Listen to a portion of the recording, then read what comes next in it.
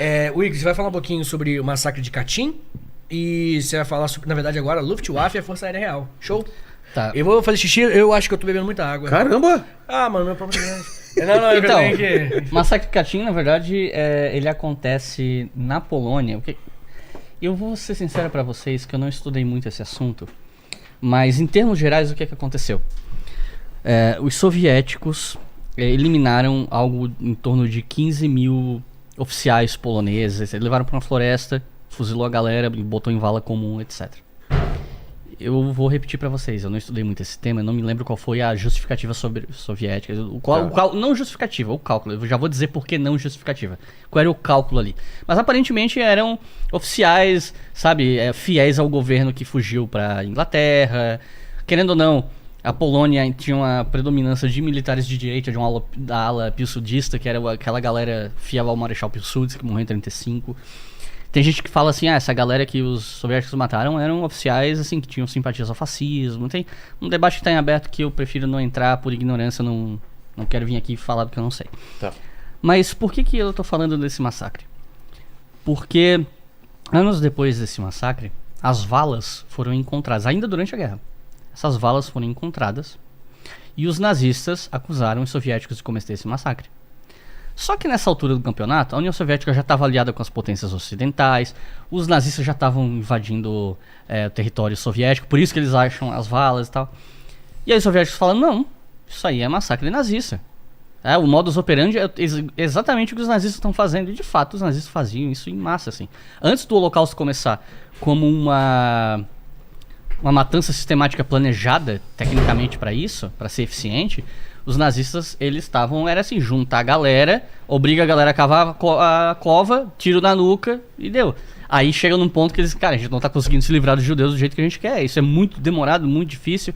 Aí começa a se desenvolver a ideia de câmara de gás. Eles tentam matar, botando o escape do caminhão ligado pra dentro do caminhão com a galera dentro pra morrer sufocada. Eles vão tentando. Tem aquele papo, Igles, de alguns soldados nazistas até sentirem um pouco, não é nem remorso, mas ficaram com problemas psicológicos por conta do quanto desumano era o assassinato dos judeus. Entendi. E a câmara de gás distanciava o cara, ficava e aí ele menos impessoal, tava meio tristinho, tava matando o judeu, e aí tadinho dos meus soldados. Vamos achar um jeito... E era o método mais impessoal. eficiente, porque você mata muito mais gente, mais rápido, de uma maneira industrial, escala industrial. Não gasta É munição. monstruoso, Por que as pessoas falam que o Holocausto ele é único na história, mesmo com tantos genocídios que aconteceram? Porque o Holocausto, ele é um genocídio em escala industrial que foi planejado. Tipo assim, como é que a gente mata o máximo de gente possível do jeito mais rápido, mais eficiente? Assim, como é que a gente se livra dos corpos? Crematório, papapá, não sei o quê. Era coisa do tipo assim, a gordura dos corpos queimando, descer e alimentar o fogo que vai queimar os próximos, né? Cara, era um negócio muito planejado.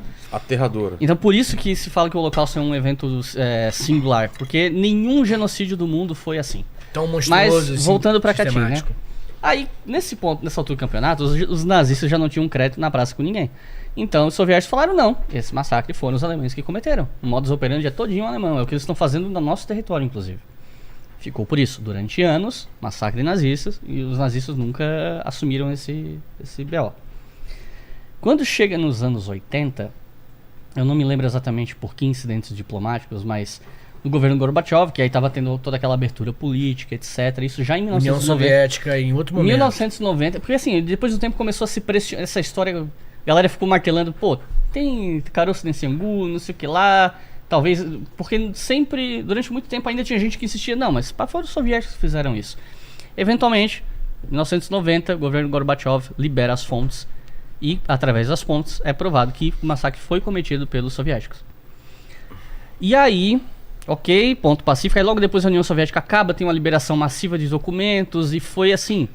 Esse momento, 1990, foi a época que a historiografia mais conservadora, os Cold Warriors, que eram chamados a galera que se alinhava aos Estados Unidos na Guerra Fria, os historiadores acadêmicos alinhados, né?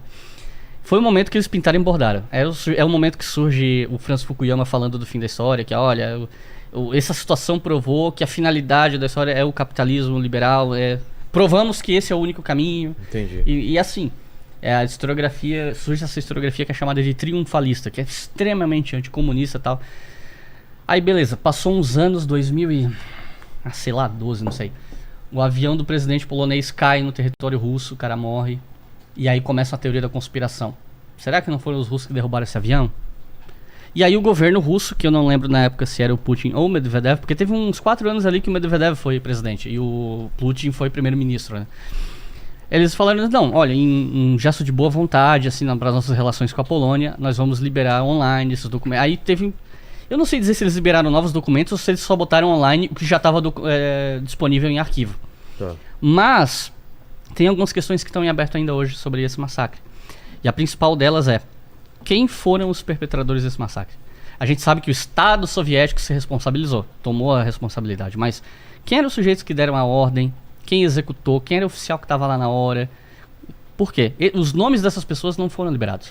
O material que mostra quem são esses indivíduos não foi liberado. Provavelmente porque em 1990 tinha gente viva que participou desse massacre. Porque uma coisa é o Estado soviético assumir, pô, foi mal, tava doidão. Outra coisa é dizer, foi mal, tava doidão e foi esse cara aí, ó. Em 2010 o parlamento russo reconheceu a responsabilidade pelo massacre de Katyn. Ele falou, não, fomos nós soviéticos, jogou nas costas do Stalin, muita coisa foi jogada nas costas do Stalin, jogou a responsabilidade dele e não sabia exatamente quem que puxou o gatilho. E aí a gente quis trazer esse assunto porque ele é um tópico ainda muito sensível. Tem essa coisinha aberta, quem foram os perpetradores, por que não libera, tem filhos desses caras vivos, neto desses caras vivos. Qual é a implicação disso na vida dessas pessoas? Vai rolar pedido de indenização dos poloneses por parte... Sabe, tem gente graúda aí no meio? Vai manchar a imagem de alguém? Então, esse ponto ainda não foi revelado. E também eu queria tocar nesse assunto, não só porque ele é importante, né? Até porque se a gente não falar disso, vão dizer que tá passando pano pra União Soviética. Mas porque tem gente, aí é por questão de alinhamento político ideológico, que até hoje defende que o massacre foi nazista. Mesmo? Sim, não faz muito tempo veio um cara bater boca comigo no Twitter. Não tem evidências suficientes pra... Não, o argumento do cara que é falso. Não, ele fala que é... Não, o argumento é o seguinte... As provas. O argumento é o seguinte, se essas fontes foram liberadas pelo governo do Gorbachev, que foi o governo que acabou com a União Soviética, que desmantelou o socialismo, essas fontes são falsas. O argumento as fontes que provam que foi culpa da União Soviética são fontes falsificadas. Entendi. O argumento é esse. E aí tem essa discussão. Mas a historiografia não leva isso a sério. Tá. Tá.